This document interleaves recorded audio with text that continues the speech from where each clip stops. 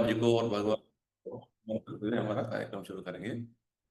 नमः ओम विष्णुपादाय कृष्ण प्रेष्ठाय भूतले श्रीमते भक्ति वेदांत स्वामिनिति नामिने। नमस्ते सारस्वती देवे गौरवाणी प्रचारिणे निर्विशेष शून्यवादी पाश्चात्य देशतारिणे। जय श्री कृष्ण चैतन्य प्रभु नित्यानंद श्री अद्वैत गदाधर श्रीवासदि गौर भक्तवृंद। हरे कृष्ण कृष्ण कृष्ण हरे हरे, हरे राम राम राम हरे हरे।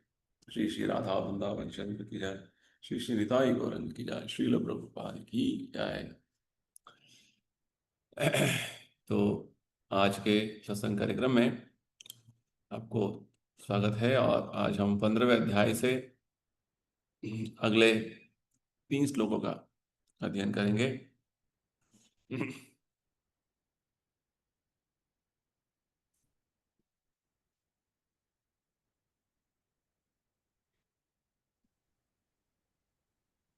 सभी सत्संग कार्यक्रम जो हो रहे हैं श्री प्रभुपाद जी की कृपा से हो रहा है, उनके प्रेरणा से हो रहा है।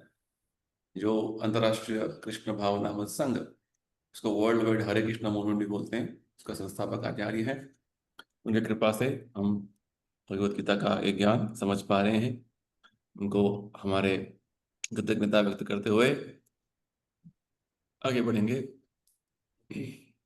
श्रीपाद आदि शंकराचार्य जी द्वारा विरचित गीता महात्म्य का एक श्लोक समझेंगे। श्लोक का संख्या 6। सर्वोपनिषदो गावो दोग्धा गोपाल नंदन पार्थो वत्सः सुधीर भोक्ता दुग्धम गीतामृतम महत। यह गीतोपनिषद भगवत गीता जो समस्त उपनिषदों का सार है, गाय के तुल्य है और ग्वाल बाल के रूप में विख्यात भगवान कृष्ण इस गाय को धो रहे हैं। अर्जुन बछड़े के समान है और सारे विद्वान तथा शुद्ध भक्त भगवत गीता के अमृत में दूध का पान करने वाले हैं। तो भगवत गीता को गीतोपनिषद भी बोलते हैं। उपनिषद वेदों का वो भाग है जहाँ पे संपूर्ण वेदों का सार सर्वस्व बहुत अच्छे तरीके से बताते हैं। और भगवत गीता में भी वही उपनिषदों का तरीके से वेदों का सार सर्वस्व स्वयं भगवत गीता भगवान ने हमें बताया है। तो इसे गाय के साथ तुलना कर रहे हैं शंकराचार्य जी, और यानी कि भगवत गीता को गाय के साथ तुलना कर रहे हैं। और ग्वाल बाल कृष्ण वीडियो ऑन है मेरा, हो रहे हैं, ये नहीं आ रहा है मेरा कंट्रोल, मिल्क कर रहे हैं इसको, ठीक है। और अर्जुन इस गाय से जो है बछड़े के समान जो है वो दूध ले रहे हैं, यानी कि भगवत गीता का अमृत पान कर रहे हैं भगवान के मुखारविंद से। ठीक उसी प्रकार शुद्ध भक्त भी भगवत गीता के अमृतमय दूध का पान कर सकते हैं। ये बात है, बहुत बड़ा जो इधर उदाहरण दिया गया है, तुलना दिया गया है कि स्वयं पूरा जो गीता उपनिषद भगवत गीता जो है दूध के गाय के समान है। और गाय को जो धो रहे हैं काउहर्ड मैन, जो गोपालक कौन है, भगवान कृष्ण। और बछड़ा कौन है, अर्जुन, जो दूध का अमृत पान कर रहे हैं। भगवान उसको भगवत गीता का जो दूध निकाल रहे हैं। तो ठीक उसी प्रकार जो कोई अर्जुन के पथ में चलते हैं तो उनको भी भगवत गीता का अमृत पान हो सकता है, ये बात बता रहे हैं। चलो नेक्स्ट।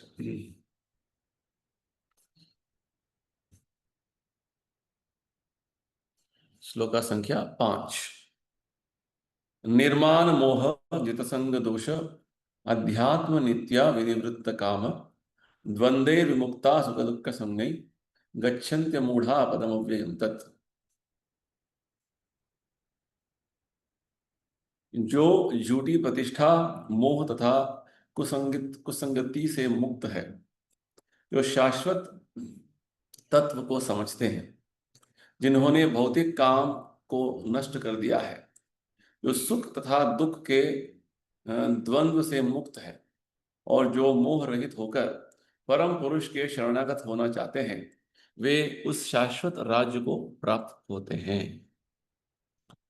तो 15वें अध्याय शुरुआत हुआ, भगवान कृष्ण अर्जुन को इस भौतिक संसार का एक चित्रण देते हैं।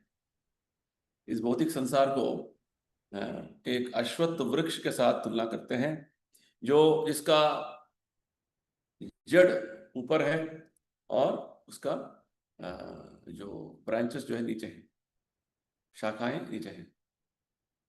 तो ऐसे जो वृक्ष का अनुभव हमें एक तालाब के किनारे मिलेगा, जहाँ पे वृक्ष तालाब के जो है उस तट पर खड़ा है और उसका परछाई जो गिरेगा पानी में, वो उसका जड़ ऊपर है और शाखाएं नीचे है।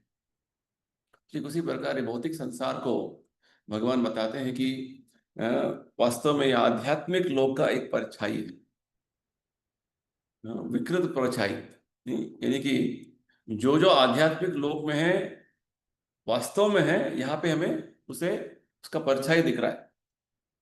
और परछाई किस पर स्थित है?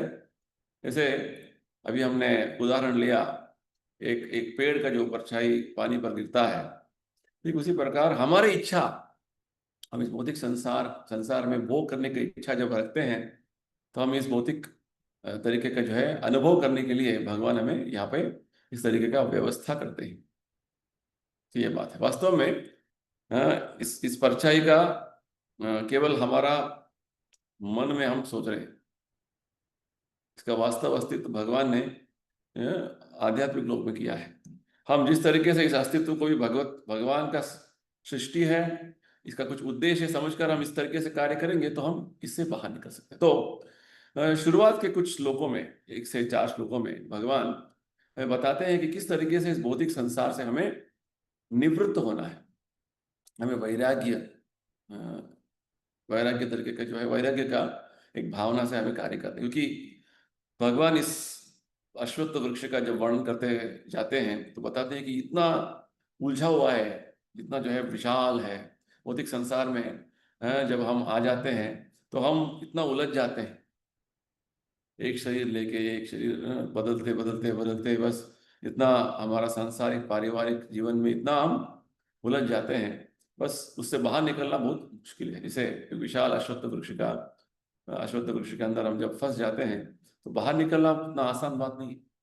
तो उसी तरीके से इस भौतिक संसार के ये विशाल वृक्ष का, अश्वत्थ वृक्ष का अलग अलग तरीके का जो उसका अभिव्यक्तियां हैं, उसमें हम फंस गए हैं। तो भगवान का यही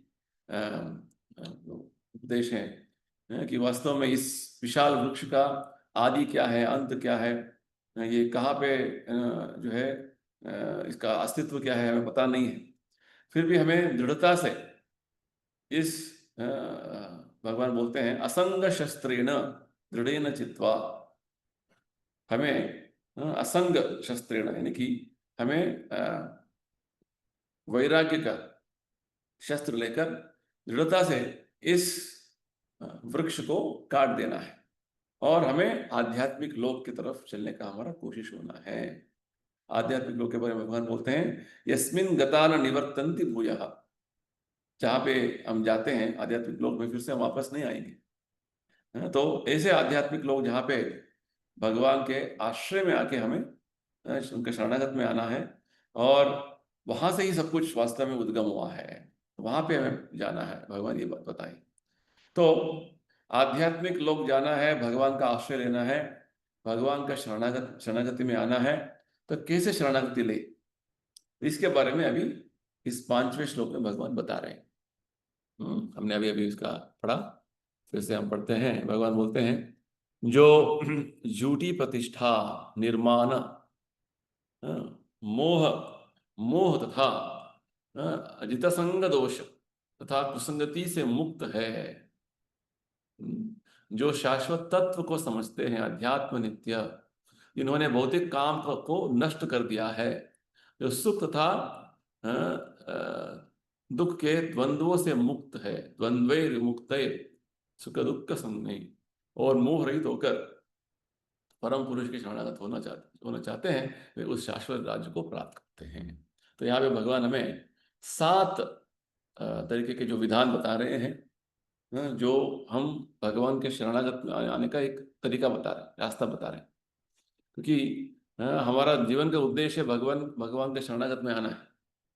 ये तो भगवान का गीता में अंत में ये उपदेश देते हैं, सर्वधर्मान परित्यज्य मामेकम शरणम व्रज अहम त्वाम सर्व पापेभ्यो मोक्षयिष्यामि मा शुचः।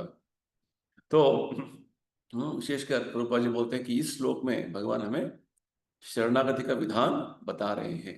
तो पहला विधान क्या है, पहला जो योग्यता क्या है कि हमें निर्मान, हमें ये जो मान जो है उससे मोहित, इस मान से जो है हमें ज्यादा मोहित नहीं होना है। भगवान वो बोल रहे हैं बात। तो झूठी प्रतिष्ठा से हमें दूर रहना है। तो वास्तव में प्रभुपाद जी बताते हैं, इस भौतिक संसार का जीवन हमें ऐसे बना दिया है कि हम, हर व्यक्ति सोचता है कि मैं इस भौतिक संसार का प्रभु हूँ, स्वामी हूँ। हाँ, मैं इस जमीन का मालिक हूँ, बड़ा बिजनेस चला रहा हूँ, मेरा बड़ा परिवार है, मैं इस देश का प्रधानमंत्री हूँ। इस तरीके से व्यक्ति अपने आप को जो है स्वामी, प्रभु के रूप में देखता है।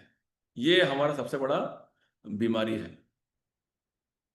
आध्यात्मिक लोक में, भगवत धाम में, हर जीवात्मा भगवान का नित्य दास का जो है वास्तव ज्ञान में रहता है। जीवेर स्वरूप नित्य कृष्ण दास। भौतिक संसार में उसका विपरीत, यानी कि हर व्यक्ति क्या सोचता है कि मैं भगवान हूं। जैसे भगवान गीता के 7वें अध्याय में बताए, इच्छा द्वेष समुत्थेन द्वंद्व मोहेन भारत। तो इस तरीके से हर व्यक्ति झूठी प्रतिष्ठा से गर्वित हो जाता है, और ऐसे व्यक्ति को भगवान के शरण में आना बहुत मुश्किल हो जाता है। तो हमें वास्तव ज्ञान का अभ्यास करते हुए हमें इस निर्णय पर आना है कि वास्तव में भगवान ही पूरा संसार का स्वामी है। भगवान क्या बोलते हैं, सर्वलोक महेश्वरम अहम सर्वस्य प्रभव। से बहुत सारे जो है श्लोक हैं भगवत गीता में, और विशेषकर उपनिषद में, ईशोपनिषद में बताते हैं ईशावास्य विदम सर्वम। तो वास्तव में भगवान सभी तरीके के जो जो अभिव्यक्तियां देखते हैं, भगवान उसका स्वामी है। चर अचर वस्तु सबका स्वामी भगवान है। तो इस तरीके के जो झूठी प्रतिष्ठा से जब हम मुक्त हो जाएंगे, तभी हम शरणागत मार्ग में चल सकते हैं। जब तक हम सोचें मैं प्रभु हूँ, मैं स्वामी हूँ, इस तरीके का जो है प्रतिष्ठा, निर्माण, मान, मुझे सबको सब मुझे मान देना है, सम्मान देना है, मुझे बहुत सारा प्रशंसा करना है सब लोग, ये गलत है। ये झूठी प्रतिष्ठा को छोड़ना है, पहला बात। दूसरा, प्रभुपाद जी समझाते हैं मोह। तो मोह मोह मोह यानी कि भ्रम में आना। क्योंकि इस भौतिक संसार में हर व्यक्ति सोचता है कि मैं बहुत बड़ा प्रतिष्ठित आदमी हूँ, सब मुझे सम्मान देना है, सबको मुझे सब मुझे जो है मान देना है उनको। यानी कि सब लोग मेरा प्रशंसा करना है, मेरा बढ़ावा करना है। तो प्रभुपाद जी बोलते हैं, जो व्यक्ति इस भौतिक संसार में केवल सबका जो है मान चाहता है, सबका सम्मान चाहता है, वो भगवान के प्रति शरणागत नहीं हो सकता है। क्योंकि हम इतने जो है मोह में आ गए हैं कि हम यहाँ आते हैं कुछ समय के लिए, हमारा जीवन 60-70 साल रहेगा इधर। फिर भी हम सोचते हैं कि हाँ, हम सब कुछ कंट्रोल कर रहे हैं, सब कुछ हमारा नियंत्रण में है। तो ऐसे जो है एक मोह में आ जाते हैं। तो ये झूठी प्रतिष्ठा जो है क्यों आता है, क्योंकि एक इस तरीके का मोह से, भ्रम से आता है। वो भ्रम क्या है कि मैं सब कुछ सबका सब चीजें मैं देख रहा हूँ, सब मेरा कंट्रोल में है, सब मेरा मुट्ठी में है, ऐसे सोचते हैं लोग। तो इस तरीके से पूरा संसार में अभी जो कुछ हम देख रहे हैं, इतना सारा जो युद्ध चल रहे हैं, इतना सारा जो है इस भौतिक संसार में व्यवस्था बन गई है, हाँ, इतना उलझा हुआ जो व्यवस्था बन गई है, ये सब कुछ इस मोह से। किस मोह से? क्योंकि मैं इस भौतिक संसार का नियंत्रक हूं, मैं इसको पूरा अपने मुट्ठी में रख के जो करना कर सकता हूं, ये बात, इसको मोह बोलते हैं। वास्तव में ये भ्रम क्यों आ गया? क्योंकि हम इस भौतिक जगत से अपने आप का पहचान बना लिया है। जब हम इस शरीर से अपना पहचान हटा के भगवान के साथ हमारा वास्तव पहचान है जो है उसका जागरण करेंगे, तो हमारा उद्धार होगा। इसे यही तो नारद मुनि बताते हैं, नारद भक्ति सूत्र में बताते हैं कि सर्वोपाधि विनिर्मुक्तम तत्परत्वेन निर्मलम।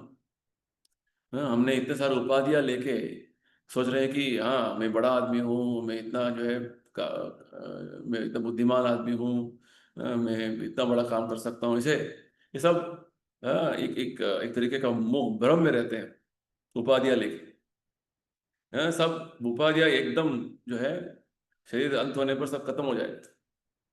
तो भगवान बोलते हैं दूसरा जो योग्यता है, पहला जो है योग्यता था निर्माण, झूठी प्रतिष्ठा से हमें बाहर निकलना है। और दूसरा जो लक्षण क्या है? मोह, मोह से हमें मुक्त होना है। और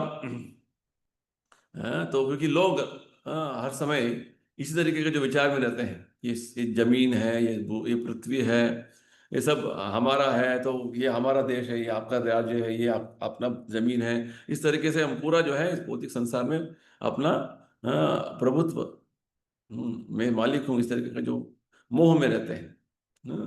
तो जब हम इन तरीके के जो झूठी तरीके का मोह से, झूठी तरीके के जो भावनाओं से बाहर निकलते हैं, जैसे भगवान तीसरा विषय बता रहे हैं कि हम यहाँ के कुसंगति से, जित संग दोषा, तो हम इस भौतिक संसार में क्या कर लिया है, कि हम इस तरीके का भावना में रहकर ये मेरा देश है, ये मेरा परिवार है, ये मेरा समाज है, हाँ ये आप मेरे देश में नहीं आना है, ये मेरा लोग है, इस तरीके का जो एक एक कुसंगति में आ गई, असत तरीके का जो है विचारों में आ गए। हाँ, तो ये असत यानी कि ये शाश्वत नहीं है, हमेशा हमारे साथ तो ही रहेगा। अभी इस जीवन में कुछ समय तक हम एक परिवार में, एक समाज में हैं, पिछले जन्म में कहाँ थे पता नहीं, आगे क्या होगा पता नहीं। बस केवल इस समय में, कुछ अब जीवित समय में हम सोच रहे हैं कि ये मेरा परिवार है, ये मेरा समाज है। तो इस तरीके का जो कुछ संगति से हमें मुक्त होना है। तो भगवान बोल रहे हैं झूठी प्रतिष्ठा से, निर्माण से मुक्त होना है, मोह से मुक्त होना है, मैं और मेरा इस मोह से मुक्त होना है। और तीसरा कुसंगति, यानी कि जो जो चीजें हमें अपना जो बना लिया है, समाज, देश, राज्य, अपना परिवार, इससे हमें मुक्त होना है। सुखदेव गोस्वामी भागवत में बताते हैं ये सब असत सैन्य है। असत यानी कि इसका वास्तविक अस्तित्व नहीं है, फिर भी हम उसके साथ पहचान बना लिया हमने, ये गलत है। और अगला जो बात बता रहे हैं भगवान, चौथा, अध्यात्म नित्य। अध्यात्म नित्य यानी कि हमें नित्य अध्यात्म ज्ञान का उसे समझना है, उसे मनन करना है, उसे हमारे जीवन में अनुष्ठान करने का कोशिश करते रहना है।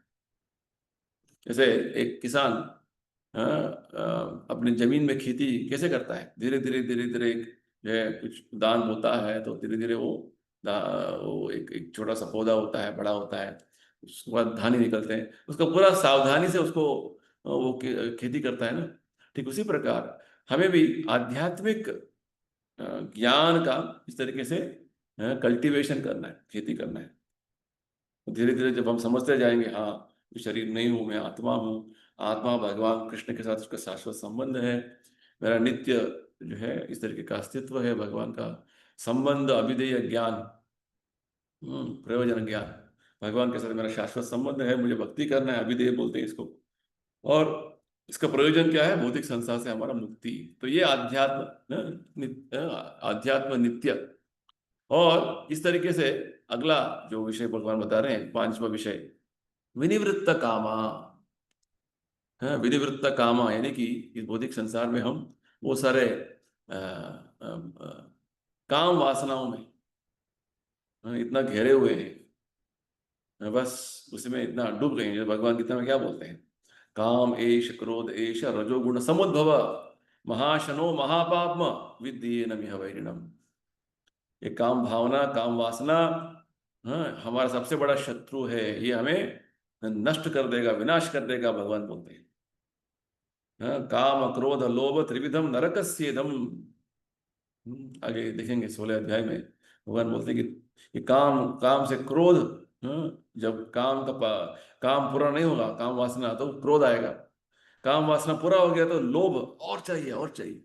ये तीनों चीजें जो है भगवान बोलते हैं कि वास्तव में ये हमारा नरक का द्वार है, नरक जाने का द्वार है। तो विनिवृत्त कामा, शुरुआत काम काम भावना शुरू होता है। तो काम से हमें निवृत्त हो जाना, उसको नष्ट कर देना है। और द्वंद्व मुक्त सुख दुख संन्यास। भौतिक संसार में कभी हम सुख के जो है परिस्थिति में रहेंगे, कभी दुख के वातावरण में रहेंगे। इसे द्वंद्व हमेशा रहेंगे। शुरुआत में भगवान ने क्या बोला है, मात्रा स्पर्शास्तु कौन्तेय शीतोष्ण सुख दुःखदा आगमापायिनो अनित्य त्वां शिक्षस्व भारत। अर्जुन, ये जो हम अलग अलग तरीके से शीत उष्ण सुख दुख अनुभव करते हैं, ये सब हमारा मात्र स्पर्श, यानी कि हम अपने शरीर के कारण हम ये सब सभी अनुभव कर रहे हैं। ये सभी द्वंद्व वास्तव में हमारा शरीर की वजह से हमें ऐसा अनुभव हो रहा है। जैसे ठंड के मौसम में हमें वही पानी जो गर्मी का मौसम में बहुत अच्छा लगता है, वो ठंडा पानी ठंड का मौसम में वो हम उसको स्पर्श भी नहीं कर सकते। तो इस तरीके से वो वही पानी है जो गर्मी मौसम में हमेशा इतना अच्छा लगता है, ठंड का मौसम में हम उसे इस्तेमाल नहीं कर पाएंगे। वही पानी, परंतु हमारा जो शरीर के कारण हम अलग अलग तरीके का अनुभव कर रहे हैं। तो भगवान बोलते हैं इसको हम सहन करना है, आध्यात्मिक जीवन में आगे बढ़ना है। तो इस द्वंद्व रहेंगे भौतिक संसार में। जब तक भौतिक शरीर रहेगा, हम इस भौतिक संसार में ये द्वंद्वों का अनुभव करते रहेंगे। अच्छा बुरा, मान अपमान, जैसे भगवान ने 14वें अध्याय के अंत में बताया था। मान अपमान, सुख दुख, ये सब चीजें रहेंगी। तो इससे हमें ऊपर उठना है। तभी तो ये बात जो है भगवान बताने के बाद बोलते हैं, जिस तरीके से गच्छन्त्य मूढ़ा पदम अव्ययम तत्। तो इस तरीके से जब हम इन चीजों से विचलित नहीं होंगे, और मोह रहित रहेंगे, अमूढ़ा मूढ़ा मूर्ख नहीं रहेंगे, तो हम पदम अव्ययम तत्, यानी कि भगवत धाम जाने के लिए हम तैयार हो जाएंगे। तो यहाँ पे भगवान हमें लक्षण बता रहे हैं किस तरीके से हमें भगवान का शरणागत में आना है। पहला लक्षण है हमें झूठे प्रतिष्ठा से मुक्ति होना। दूसरा है मोह से मुक्त होना। तीसरा है एक कुसंगति से, बुरे संग से हमें मुक्त होना। चौथा है आध्यात्म ज्ञान में हमेशा हमें नित्य उसका अध्ययन करना, उसको मनन करना और उसे जीवन में अनुष्ठान करने का कोशिश करना। और चौथा एक काम वासना, काम भावना से हमें मुक्त हो जाना, निवृत्त हो जाना। और छठा जो है इस भौतिक संसार के द्वंद्वों से हमें मुक्त हो जाना, है ना। तो और सातवां जो है भगवान बोलते हैं इस तरीके से जब हम इन इन इन इन चीजों से हम मोह रहित हो रहेंगे, तो हम भगवत धाम जाने के लिए तैयार हो जाएंगे। चलिए आगे बढ़ेंगे अभी नेक्स्ट श्लोक का।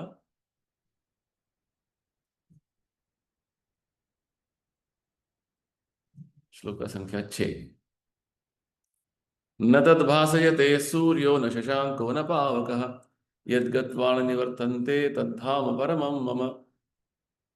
वह मेरा परम धाम न तो सूर्य या चंद्र के द्वारा प्रकाशित होता है और न अग्नि या बिजली से। जो लोग वहां पहुंच जाते हैं वे इस भौतिक जगत में फिर से लौट कर नहीं आते। तो अच्छा बात बता रहे हैं भगवान। तो पिछले श्लोक में हमने समझा हुआ था किस तरीके से शरणागत होना है भगवान को। और इस श्लोक में भगवान हमें आध्यात्मिक लोक का परिचय दे रहे हैं। गोलोक वृंदावन, पूरा आध्यात्मिक लोक को वैकुंठ बोलते हैं, और उसमें सबसे श्रेष्ठ वैकुंठ लोक है कृष्ण लोक, गोलोक वृंदावन। तो उसका वर्णन भगवान यहां दे रहे हैं। न तद भासयते सूर्यो, मेरा धाम, वो मेरा परम धाम, भगवान बोल रहे हैं, न तो सूर्य या चंद्रमा के द्वारा प्रकाशित होता है। न तद भासयते सूर्यो न शशांको न पावकः। तीन चीज बता रहे भगवान। मेरा धाम सूर्य से, चंद्र से, ना तो अग्नि की बिजली से वो प्रकाशित होता है। और भगवान बोल रहे हैं कि जो मेरे वहां पहुंच जाएंगे इस भौतिक जगत में फिर से वो लौट कर नहीं आएंगे। बहुत अच्छा बात बता रहे हैं। तो यहाँ पे इस श्लोक के माध्यम से हम ये पता ये हम जान सकते हैं, ज्ञान ले सकते हैं कि आध्यात्मिक आकाश में सूर्य किरणों का, चंद्र किरणों का, अग्नि और बिजली का कोई आवश्यकता नहीं है, क्योंकि वहां पे सभी जो ग्रह है वो स्वयं प्रकाशित है। बहुत बड़ा इंपॉर्टेंट महत्वपूर्ण बात बता रहे हैं प्रभुपाद जी। इस भौतिक संसार में हम देख रहे हैं कि केवल मात्र सूर्य एक ग्रह है जो स्वयं प्रकाशित है, जो पूरा संसार को, भौतिक संसार को अपना ऊष्म और रोशनी देता है ना। आध्यात्मिक लोक में, आध्यात्मिक आकाश में हर लोक, हर जो ग्रह लोक जो है वो स्वयं प्रकाशित है। तो ये जो आध्यात्मिक लोक से जो प्रकाश निकल रहा है, ज्योति निकल रहा है, इसे पूरा जो है, ये पूरा वैकुंठ आकाश में जो भर गया, इसको बोलते हैं ब्रह्म ज्योति। तो वास्तव में भगवान की जो सर्वश्रेष्ठ ग्रहलोक जो है गोलोक वृंदावन, वहां से भी ये ब्रह्म ज्योति निकल रहा है। तो इस भौतिक संसार का, वास्तव में भौतिक संसार का जो सृष्टि के बारे में भगवान प्रभुपाद जी ने बताया था, हमें भगवान ने बताया है शुरुआत में, कि इसी आध्यात्मिक आकाश के एक कोने में, एक कोना जो है वहां पे महत्त्व भगवान की जो सभी भौतिक शक्तियां जो है वो आ जाता है। और ये जैसे एक पूरा साफ सुथरा जो आकाश है उसमें एक छोटा सा, एक बड़ा जो बादल आ जाता है ना साइड में, उस तरीके से ये महत्त्व एक तरीके का बादल है ना। तो बताते हैं कि आध्यात्मिक लोक जो है वो त्रिपाद विभूति, यानी कि ज्यादातर भगवान का जो अस्तित्व है, सृष्टि है, वो आध्यात्मिक आकाश है। और इस भौतिक संसार को बोलते हैं एक कपाद विभूति। एक कपाद विभूति मीन्स ये जो एक चौथाई भाग भगवान के पूरा सृष्टि का, यानी कि ज्यादातर भगवान का जो अभिव्यक्ति है वो आध्यात्मिक लोक में, आध्यात्मिक आकाश में है। तो जब तक भौतिक संसार में जीवात्मा बद्ध रहेगा, वो इस भौतिक संसार में भ्रमण करता रहेगा, बार बार अलग अलग ग्रह लोक में, अलग अलग ब्रह्मांड में घूमता रहेगा, ब्रह्मांड भ्रमण करता रहेगा। तो इसको बोलते हैं बद्ध जीवन। जैसे ही वो आध्यात्मिक लोक में, आध्यात्मिक आकाश में चला जाता है, तो कैसे जाना है भगवान बता रहे हैं। पिछले श्लोक में बताया है, तीसरा चौथा श्लोक में, पांचवा श्लोक में बताया भगवान ने कैसे जाना है। हमें असंग शस्त्रेण दृढ़ेन चित्वा, दृढ़ता से हमें वैराग्य का आयुध लेकर हमें इस भौतिक संसार के इस अश्वत्थ वृक्ष को काटना है, हमारा जड़ को, हमारा जो भौतिक संसार का अस्तित्व को काटना है और आध्यात्मिक लोक जाना है शरणागत के तत्व का अनुसरण करते हुए। तो तभी हम मुक्त कहलाएंगे। तो वास्तव में प्रभुपाद जी बोल रहे हैं, इस श्लोक के माध्यम से भगवान बोल रहे हैं, जैसे ही हम आध्यात्मिक लोक जाएंगे फिर से हम इसे इधर नहीं लौटेंगे, फिर से लौट कर नहीं आते। यद गत्वा न निवर्तन्ते तद धाम परमम मम। तो भौतिक संसार में, बद्ध जीवन में क्या हो रहा है? हम सोचते हैं कि मैं इस भौतिक संसार का स्वामी हूँ, प्रभु हूँ, इधर भोग करना है, इधर भोग करने के लिए सब चीजें मेरे लिए है। कृष्णा भूलिया जीव भोगवान च करे, ये धारणा में हम भौतिक संसार में अपना जीवन बिता रहे हैं। तो वही मुक्त स्थिति में क्या होता है? वो दिव्य धाम, आध्यात्मिक लोक में पहुंच जाता है और वहां पे भगवान के एक पार्षद बन जाता है। वहां पे नित्य सनातन जीवन, सच्चिदानंद सत्य यानी कि सनातन, चिद यानी कि ज्ञान भरा, ज्ञानपूर्ण और शाश्वत आनंद का अनुभव करता है। तो प्रभुपाद जी बोलते हैं कि इस तरीके का जो समाचार है, इससे हमें आकर्षित होना है, क्योंकि भौतिक संसार में हम देख रहे हैं कि ये दुखालय अशाश्वतम है ना।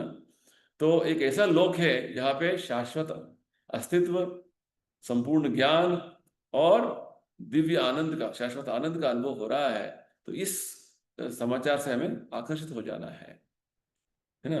और हमें उस आध्यात्मिक लोक में जाने का हमारा पूरा तैयारी करना है। जैसे हम किसी पाश्चात्य राष्ट्र का कोई एक फॉरेन जो है एक फॉरेन देश का जो है कुछ सुनते हैं, हाँ वहाँ पे वो ऐसा है, ऐसा है, बहुत बढ़िया है, तो हमारा मन में क्या होता है? इच्छा होता है मुझे भी एक बार जाकर देखना है।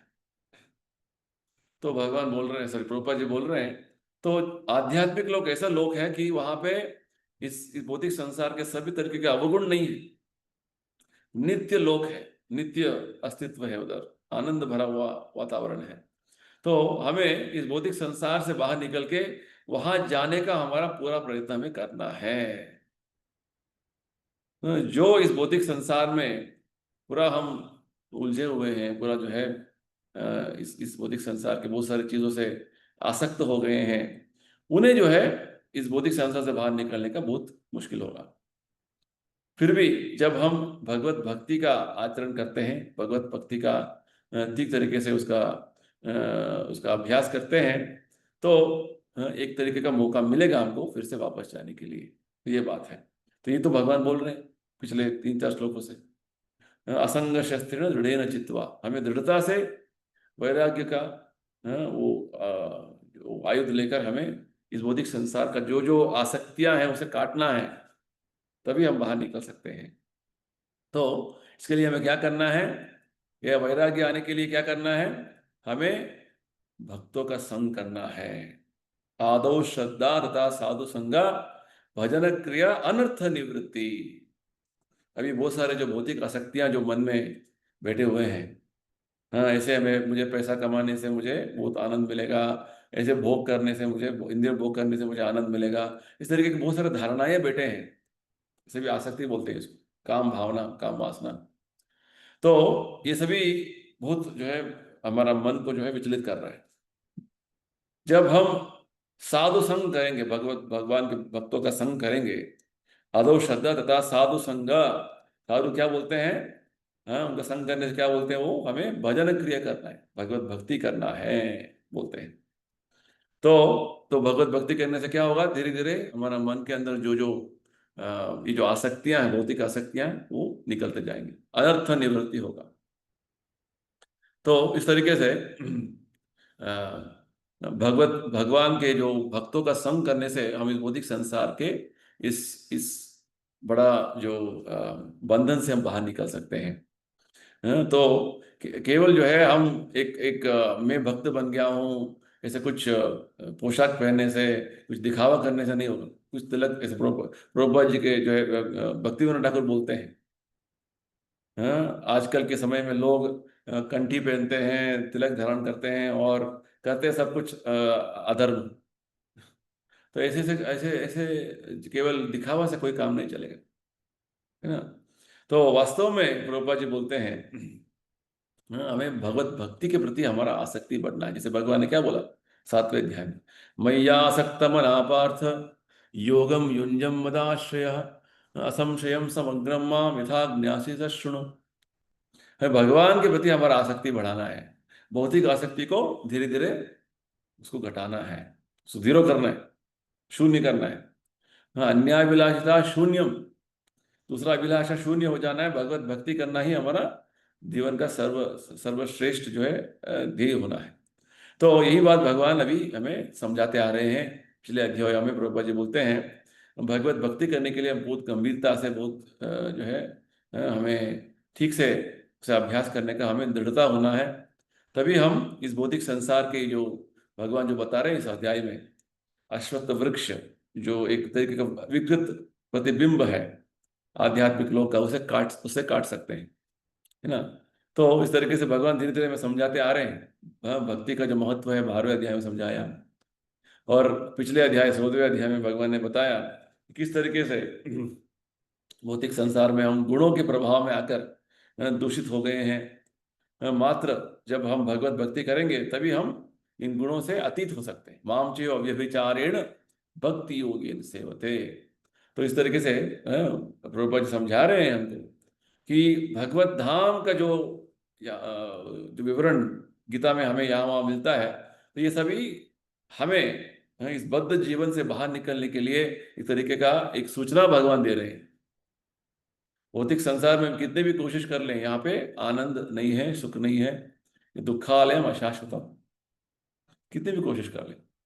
वास्तव आनंद और वास्तव अस्तित्व जो है आध्यात्मिक लोक में है। तो ये जो श्लोक है अभी जो हम उसका अध्ययन कर रहे हैं, इस श्लोक में यही बात भगवान बता रहे हैं कि वास्तव में आध्यात्मिक लोक ऐसा लोक है वहां पे भगवान के शरीर से, वो भी उनका शरीर भी इतना स्वयं प्रकाशित है कि वहां से तेज निकल रहा है, और हर वैकुंठ लोक में, वैकुंठ लोक से, वैकुंठ ग्रह से प्रकाश निकल रहा है, स्वयं प्रकाशित है सब भी। यहाँ पे अंधकार, ये भौतिक संसार को अंध जगत बोलते हैं, क्योंकि यहाँ पे हमें देखिए अभी रात हो गया है और हमें लाइट चाहिए, करंट चाहिए, है ना, बिजली चाहिए, और चंद्रमा का रोशनी चाहिए। सुबह होते ही सूरज का रोशनी चाहिए। जब तक सूरज का रोशनी, आजकल बहुत सारा जो है बारिश का मौसम चल रहा है, तो कभी कभी बादल जो है सूरज को ढक देता है, तो उतना रोशनी नहीं आता है। तो इस भौतिक संसार में हम देखेंगे तो भगवान ने एक व्यवस्था बनाया है चंद्रमा का, सूर्य का और अग्नि बिजली का, ताकि इस भौतिक संसार में कुछ प्रकाश रहे।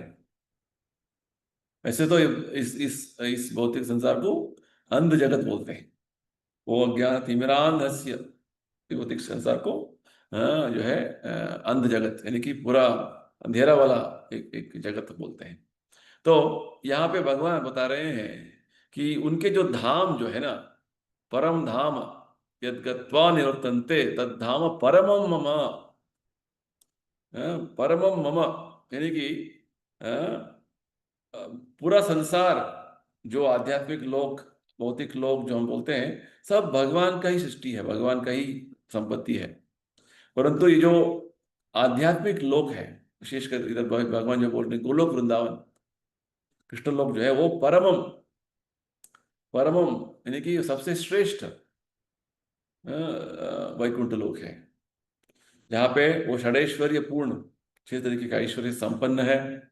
और सभी शास्त्रों में यही बात बता रहे हैं, उपनिषदों में, वेदों में, कि वो आध्यात्मिक लोक जो है, वैकुंठ लोक है, गोलोक वृंदावन कृष्ण लोक है, वहां पे सूरज का, चंद्रमा का कोई जरूरत नहीं है, प्रकाश के लिए प्रकाश का जरूरत नहीं है, क्योंकि पूरा आध्यात्मिक आकाश स्वयं प्रकाशित है, उस ब्रह्म ज्योति से स्वयं प्रकाशित है, भगवान के अंतरंगा शक्ति से वो प्रकाशित है। तो मात्र कैसे जा सकते हैं उधर, किस तरीके से जा सकते हैं? जब हम भगवत भक्तों का संग करके, भगवत भक्त जिस तरीके से शरणागति का तत्व बताते हैं, उस मार्ग में चलेंगे तो हम भगवत धाम जा सकते। तो हमारे हिसाब से, हमारे जो प्रयत्न से नहीं होगा, हमें एक जो है अधिकृत मार्ग में चलना है, भक्तों के, शुद्ध भक्तों के मार्ग में चलना है। प्रभुपाद जी जिस तरीके से हमें मार्ग दिया है, उस तरीके से हमें आगे बढ़ना है। नेक्स्ट अगला श्लोक देखेंगे, श्लोक संख्या 7। ये भी बहुत बड़ा इंपॉर्टेंट श्लोक है। आज जो श्लोक हमने पढ़ा है 5, 6, 7, ये सबसे महत्वपूर्ण श्लोक है। रूपा जी इसको बार बार इसका उल्लेख करते रहते हैं। तो ये 7वां श्लोक 15वें अध्याय का। ममैवांशो जीवलोके जीवभूत सनातनः मना षष्ठानीन्द्रियाणि प्रकृतिस्थानि कर्षति। इस बद्ध जगत में सारे जीव मेरे शाश्वत अंश हैं। बद्ध जीवन के कारण वे चहो चहो चहो इंद्रियों के घोर संघर्ष कर रहे हैं, जिसमें मन भी सम्मिलित है। तो इस श्लोक के माध्यम से भगवान हमें समझा रहे हैं कि वास्तव में जीवात्मा का पहचान क्या है। पिछले श्लोक में भगवान ने क्या समझाया? आध्यात्मिक आकाश का, आध्यात्मिक लोक का वर्णन किया, गोलोक वृंदावन का वर्णन किया। और 5वें श्लोक में कैसे वो भगवान का आश्रय ले सकते हैं, कैसे भगवान के प्रति शरणागत हो सकते हैं, इसके बारे में बताया। तो इस श्लोक में जो अभी अभी अभी हमने पढ़ा, ममैवांश जीवलोके, इसमें जीवात्मा का वास्तव पहचान दिया गया है। तो भगवान क्या बोल रहे हैं? ममैवांशो जीवलोके, जीवभूत सनातन, जीवलोके, यानी कि ये जो बद्ध जीवन को जीव, बद्धात्मा जिस लोक में है, जीवात्मा जिस लोक में है, इसको बोलते हैं जीवलोक। और अभी हम इस भौतिक संसार के प्रभाव में हम यहाँ जीवन कर रहे हैं। गुणों के प्रभाव में हमारा जीवन चल रहा है, इसको जीवभूत। जब हम इन गुणों से अतीत हो जाते हैं तो हमको बोलते हैं ब्रह्मभूत। तो जीवात्मा भगवान बोलते हैं वो इस भौतिक संसार में हो, गुणों से घेरे हुए हो, हमेशा वो मेरा शाश्वत अंश है, भगवान बोलते हैं। तो ये सबसे बड़ा ज्ञान का विषय है भगवान जो बोल रहे हैं इधर। तो हम हमेशा शाश्वत तरीके से ममैवांश जीवभूते जीवलोक सनातन, सनातन यानी कि शाश्वत अस्तित्व में हम भगवान के अंश रूप में हमारा वास्तव परिस्थिति है। ऐसा नहीं है कि बस अभी बद्ध जीवन में हम अलग है और जब हम मुक्त हो जाते हैं तो हम पूरा एक हो जाते हैं। एक गलत है, ये जो धारणा जो है, विचार जो है गलत है। तो भगवान यहाँ क्या बोल रहे हैं? शाश्वत सनातन तरीके से हम भगवान के अंश बने रहेंगे है। जैसे दूसरे अध्याय के शुरुआत में अर्जुन, भगवान ने क्या बोला? न त्वेवाहं जातुनासं न त्वं नेमि जनाधिपा। अर्जुन, तुम, मैं और सभी जो राजा उपस्थित हैं, हम भूतकाल में हम जो है हम अलग थे, पृथक पृथक थे। अभी वर्तमान में हम सब अलग अलग हैं और भविष्य में भी हम अलग रहेंगे। ऐसा नहीं कि हम सब एक हो जाएंगे, गलत है। तो ये बात जो है, जो भगवान बोल रहे हैं, हम सनातन तरीके से भगवान का शाश्वत अंश है। तो भगवान भौतिक संसार, इस सृष्टि में वैदिक शास्त्र के अनुसार बताते हैं कि भगवान अलग अलग तरीके का अभिव्यक्तियां करते हैं। एक है स्वांश विस्तरण, जिसको विष्णु तत्व बोलते हैं, जो भगवान का अलग अलग विस्तरण हो सकते हैं, अवतार हो सकते हैं। रामादिमूर्तिषु कला नियमेन तिष्ठन् नानावतारमकरोदो अनेषु किन्तु कृष्ण स्वयं समभवत् परमपुमान्यो गोविंदमादि पुरुषं तमहं भजामि। तो ये ब्रह्म संहिता जो है, ब्रह्मा जी प्रार्थना करते हैं कि राम, नरसिम्हा, वराह, मत्स्य, कूर्मा, इस तरीके से अलग अलग लीला अवतार भगवान लेते हैं, अलग अलग विस्तरण में जो विस्तरण कर लेते हैं। नारायण, विष्णु, इस तरीके से विस्तरण कर लेते हैं। इसको बोलते हैं विष्णु तत्व, स्वांश विस्तरण। और दूसरा विस्तरण है हम जीवात्मा, जिसको बोलते हैं विभिन्नांश। तो भगवान का दो तरीके के विस्तरण होते हैं। एक तो अपना ही स्वयं, उसको बोलते हैं स्वांश, जो अलग अलग विस्तरण भगवान अलग अलग रूप में, स्वरूप में आते हैं, अवतार लेके आते हैं, उसको बोलते हैं स्वांश। और हम जो जीवात्मा है, हमें विभिन्नांश बोलते हैं। तो हम विभिन्नांश जो है, वास्तव में चैतन्य महाप्रभु के अनुसार हम भगवान के नित्य दास हैं, जीवेर स्वरूप नित्य कृष्ण दास। तो जैसे भगवान सर्वतंत्र स्वतंत्र है, वो किसी भौतिक नियम से वो बद्ध नहीं है। स्वराट बोलते हैं भागवत में उसके बारे में। स्वराट यानी कि कोई नियम से बद्ध नहीं है, किसी तरीके का जो है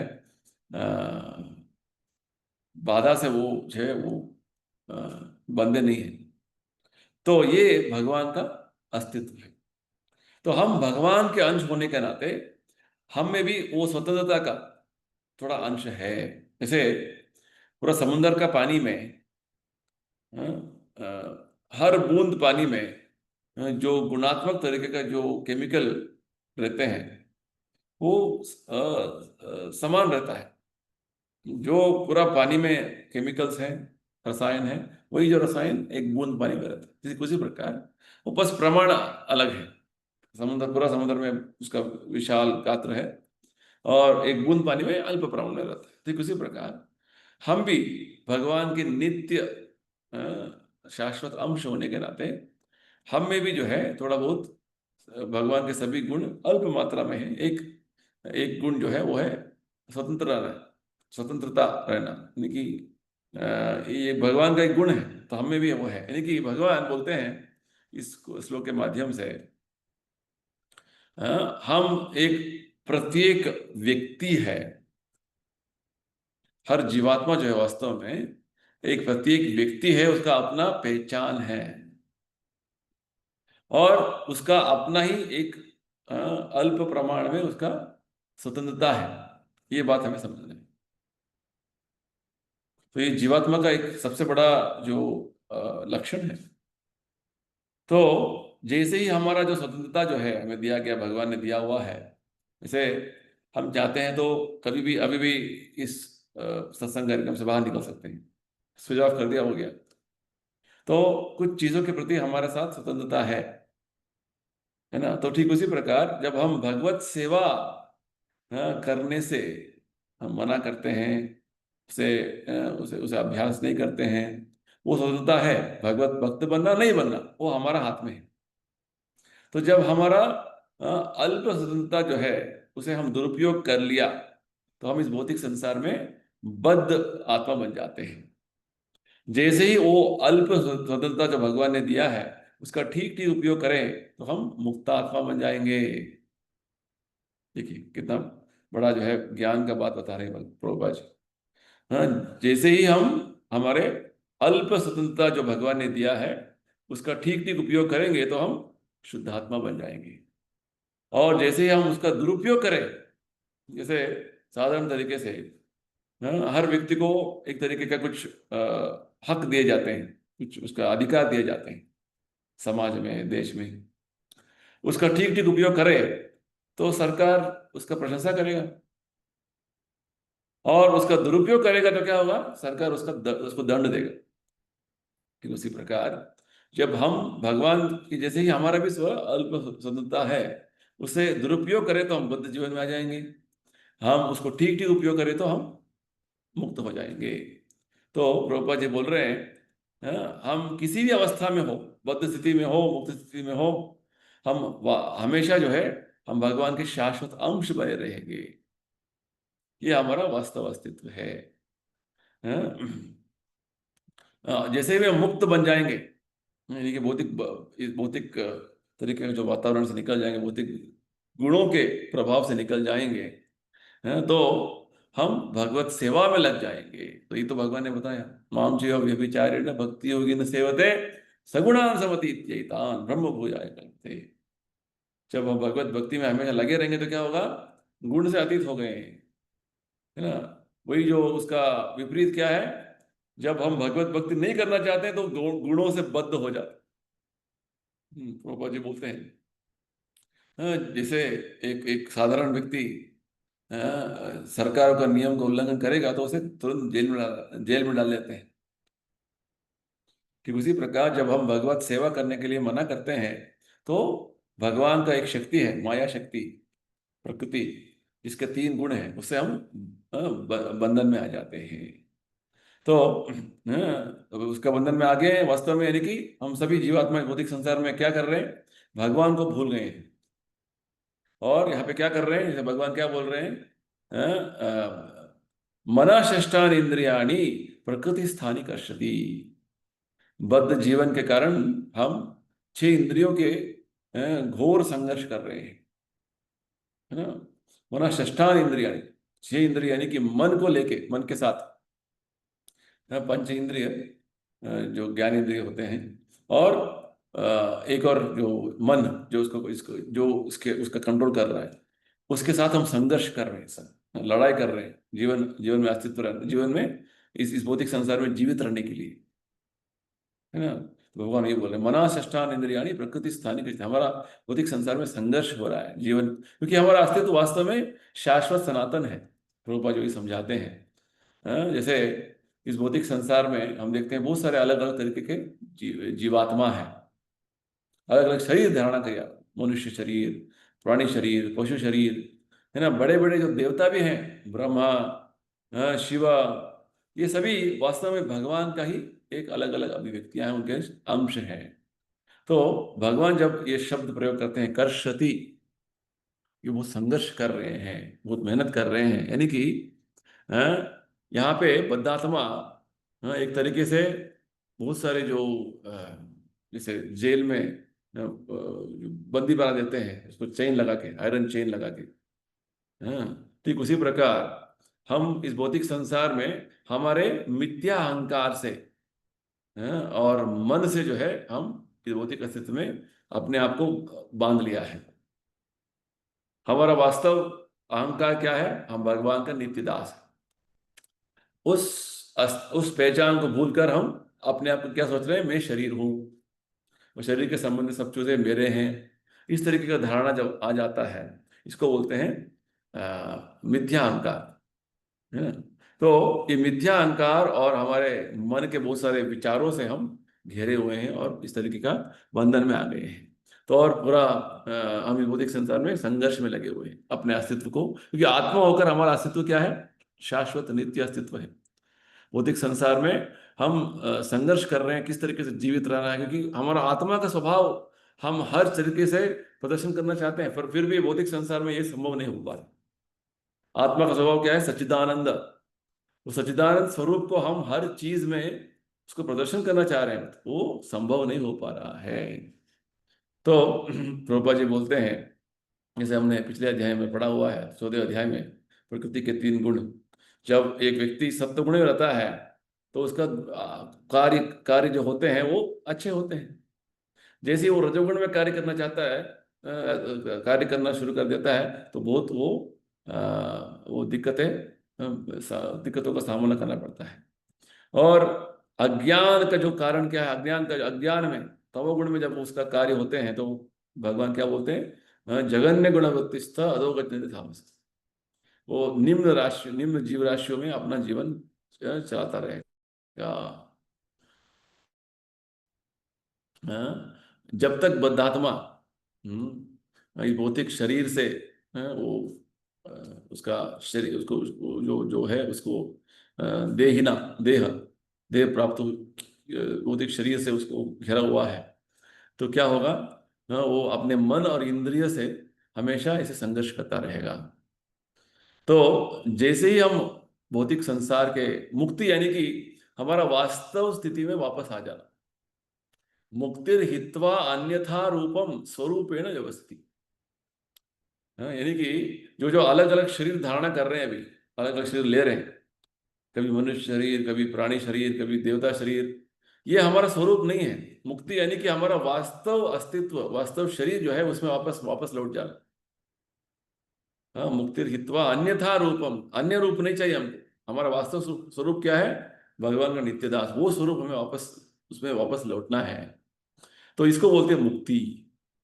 तो जैसे ही हमारा आध्यात्मिक शरीर फिर से हमें प्राप्त होगा, आध्यात्मिक अस्तित्व प्राप्त होगा, तभी हम इस भौतिक संसार से छुटकारा पा सकते हैं। तो प्रभुपाद जी बोलते हैं, जैसे ही हमें एक जीवात्मा इस भौतिक तरीके का देहधारी शरीर, देहधारी शरीर को छोड़ देता है, आध्यात्मिक आकाश प्रवेश करता है, तो उसे आध्यात्मिक शरीर प्राप्त होता है।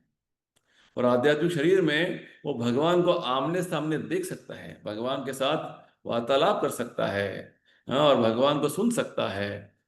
तो ये जो है मुक्त पुरुष, मुक्त मुक्त स्थिति का एक लक्षण है। जैसे प्रभुपाद जी इस भौतिक संसार में रहते हुए भी, क्योंकि वो नित्य सिद्ध थे, शुद्ध भक्त थे, भगवान का हमेशा संपर्क में रहते थे 24 घंटा। तो ऐसी अवस्था हर व्यक्ति उसे प्राप्त कर सकता है। हाँ, क्या करना है, हमें भगवत भक्ति में लग जाना है। तो यहाँ पे प्रभुपाद जी समझा रहे हैं,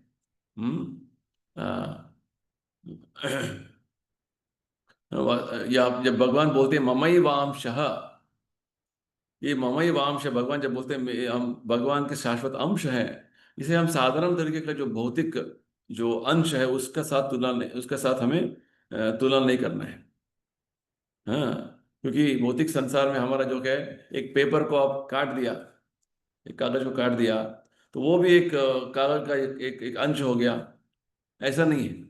तो भगवान गीता में क्या बोलते हैं, दूसरे अध्याय की शुरुआत में क्या बोलते हैं कि आच्छेद्योयम अदाह्योयम, आत्मा को हम काट नहीं सकते हैं, आत्मा को जला नहीं सकते हैं, आत्मा को भिगा नहीं सकते हैं। तो आत्मा जो है ये भौतिक वस्तु नहीं है, वो दिव्य, आध्यात्मिक तरीके का अस्तित्व है उसका। तो ये जब भगवान बोलते हैं ममई वांश, ये भौतिक तरीके का धारणा हमें नहीं रखना है।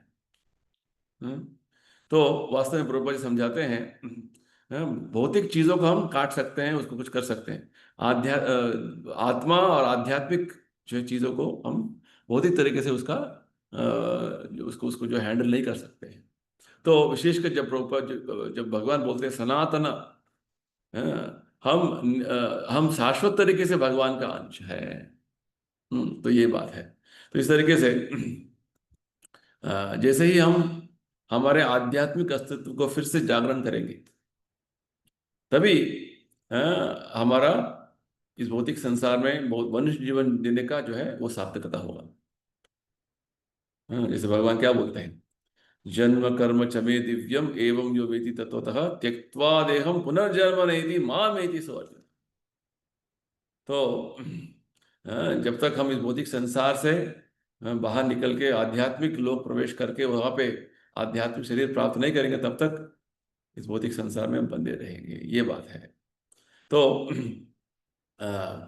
प्रभुपाद जी समझा रहे हैं, हम कहीं भी रहे, वास्तव में हमारा पहचान क्या है, भगवान का नित्य दास है, भगवान का अंश रूप में, शाश्वत अंश रूप में हम रहते हैं। बस भौतिक बद्ध जीवन में हम अपने तरीके से जीवन निभा रहे हैं, पहचान अलग अलग तरीके, शरीर से पहचान बना लिया है, एक वातावरण से पहचान बना लिया है, एक परिवार से पहचान बना लिया है, उपाधि ले लिया हमने अलग अलग तरीके का, और इस तरीके से भटकते रहते हैं। तो पांचवें श्लोक में, आज का पांचवें श्लोक में भगवान ने हमें कैसे शरणागति का अनुसरण करना है, उसके तत्व को समझाया।